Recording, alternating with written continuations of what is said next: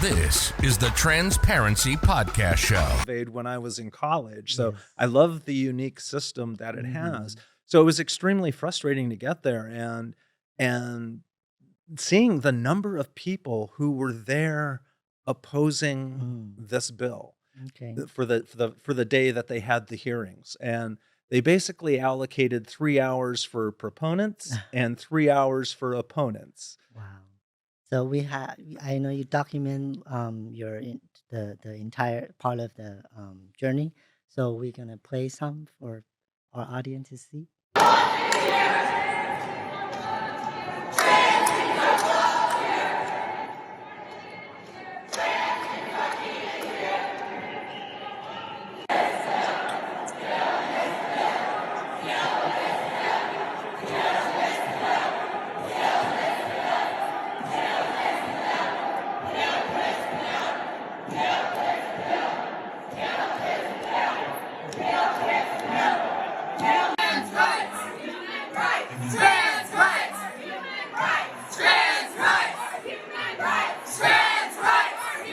Yeah, as you could see, Yeah. the crowd got bigger and bigger throughout the day.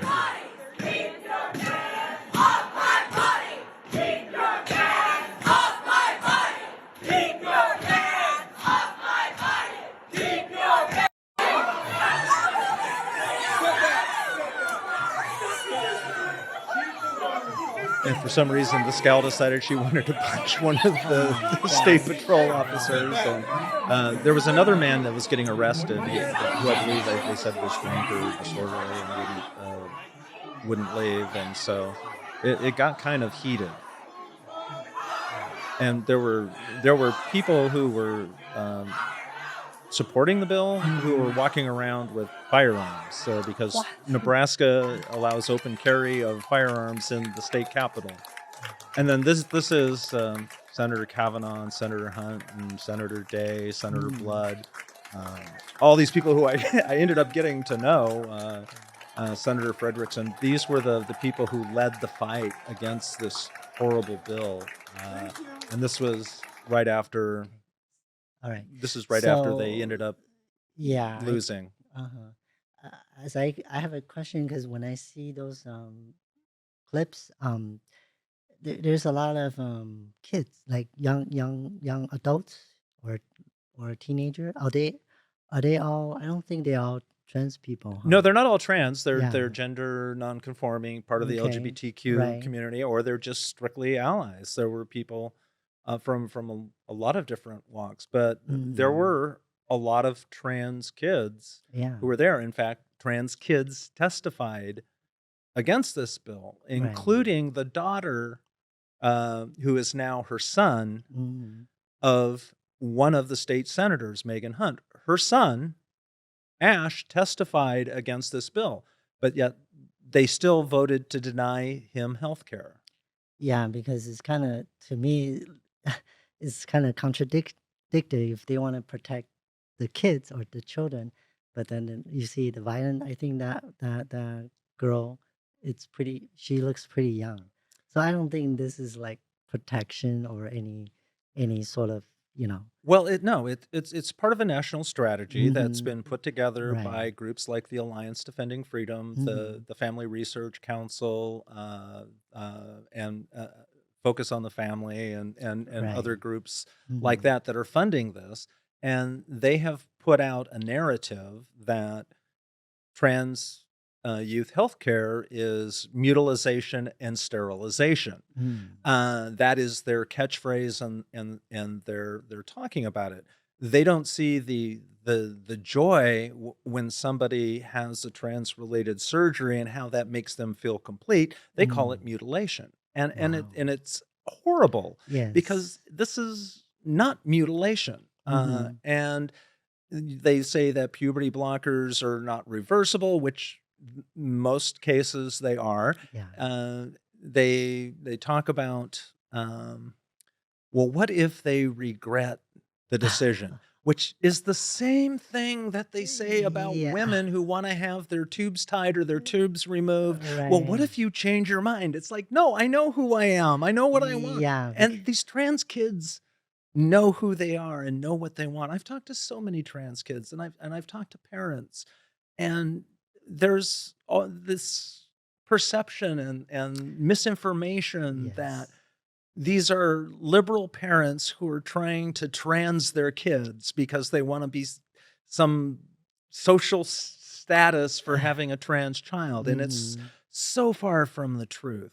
Almost all the parents that I talked to struggled with the Right. fact that their kid is trans, wondering what it is that they do, Right. seeking help from sources, and Mhm. learning that the way to help them the best is to affirm them. Yeah. And for these state senators to want to use the power of government Mm.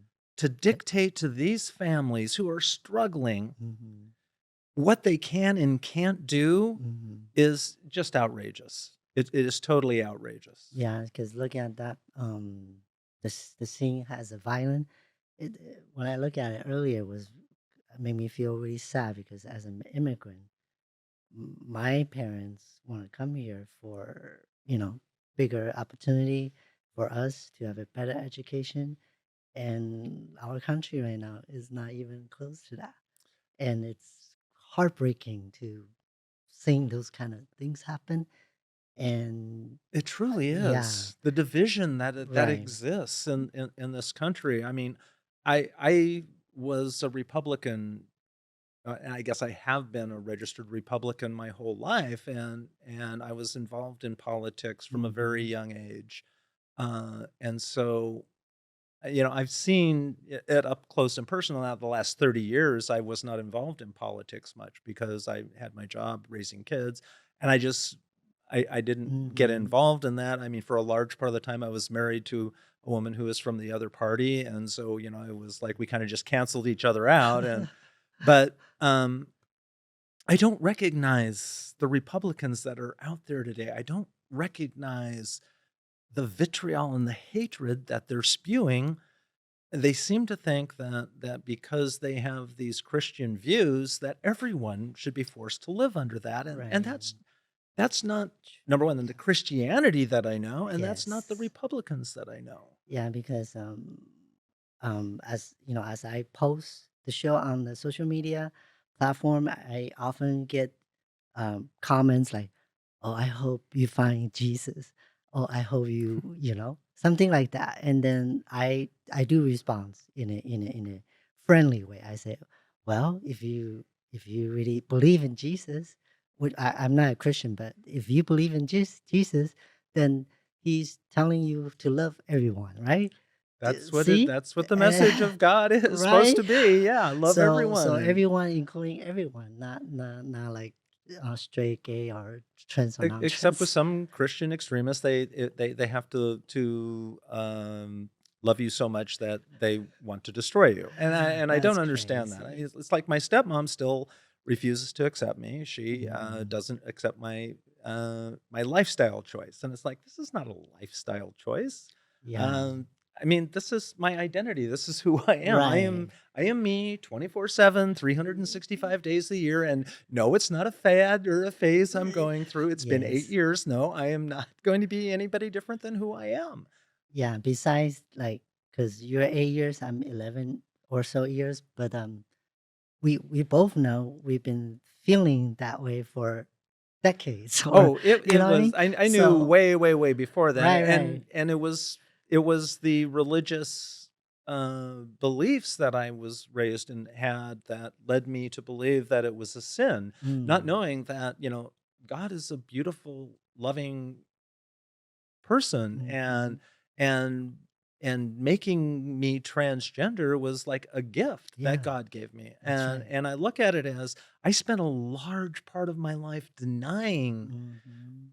who I was, for thinking it was for God. And when I finally did embrace myself, life became so much incredibly better. I mean, it was like Yeah, I was same here. incredibly blessed. and Yeah, same here. and I always say to Christians, it's like the verse, God, I formed you in the womb, I knew you before you were born. And my Mhm. yes, thank you, and you made me this way. And I actually think it's a Yeah. beautiful thing, and I've gotten to see life from from different perspectives, and it Yes. gives me so much to be able to give back Right. because I've seen things in Yes. so many different ways. Yes. So also we're gonna have another clip that you were interviewed by the local news news broadcast. They're violating legislative norms in all these states to get these bills passed because, for whatever reason, they think this is a winning election issue. Well, it's not, because people are beginning to react and they're seeing that we are humans, that we deserve humanity, that we deserve medical care, and we don't deserve what happened in this building here today. Okay, so did they interview any people in the core or just Oh, in the no, it was crowd? actually kind of strange because I had been in the rotunda for a few minutes while everyone was hugging the senators, Hmm. and I decided to go out to the north um, steps to the Capitol because we were going to have a rally there, Right. and there was not a whole lot of people there at the time. And I was talking with the head of social media for the ACLU Nebraska, and one of the reporters came up for Uh-huh. the local news station, and they just Yeah. asked him if he wanted to make a comment about what happened. He said no. He asked another one of the ACLU staffers if they wanted to do it, and she said no. Oh, And he goes, Jesse, do you want to? I'm like, sure, why not? And okay. so yeah, that's how I ended up on the news with that one. It was I just happened to be standing there. Yeah, it's well, we need we need somebody in our community to be interview and have a different kind of voice, so that's good um for you. And so next thing we want to talk about is healthcare, because you and I both know, if we don't have, if we stop receiving our medications, hormones, we as a person will probably become very, very imbalanced, depressions, and we can be ourselves. So if we put that, let's say, in a child, like anyone under 19. Yeah, it's truly distressing, Mm-hmm. and they're not just coming after Right. the trans youth healthcare. They're coming for all trans healthcare, Mm-hmm. and that's been made clear by um, the American Principles Project. They've started with youth healthcare Mm-hmm. Right. because they can start saying mutilation and sterilization, Yes. and then they can say anybody who supports that Mm.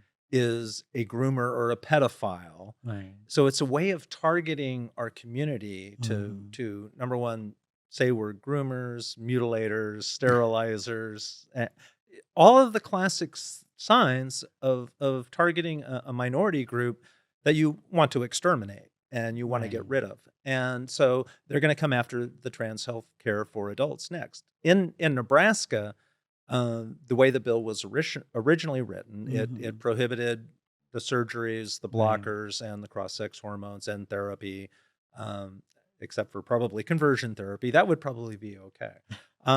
What they did is when they got to the final vote, Mhm. um, I don't think they had enough votes for it, and so they sent it back one level to add an amendment that dramatically changed how it was going to do it. Right. They prohibited surgeries, Uh-huh. but they left determination and regulation of the rest of the healthcare to the chief medical officer of the state, Obviously, the doctor, the and doctor. then they added a 12-week abortion ban. Wow. They had a 6-week abortion ban that Mm. bill that had made it to the final round, but they couldn't end the filibuster on it, and so it died. Mm. And so in an effort to get this bill passed, they added a 12-week abortion ban to it. And so So what it do you ended up mm. getting enough votes Okay. to go back up. And so, yes, they ended up, we lost by one vote. Mm.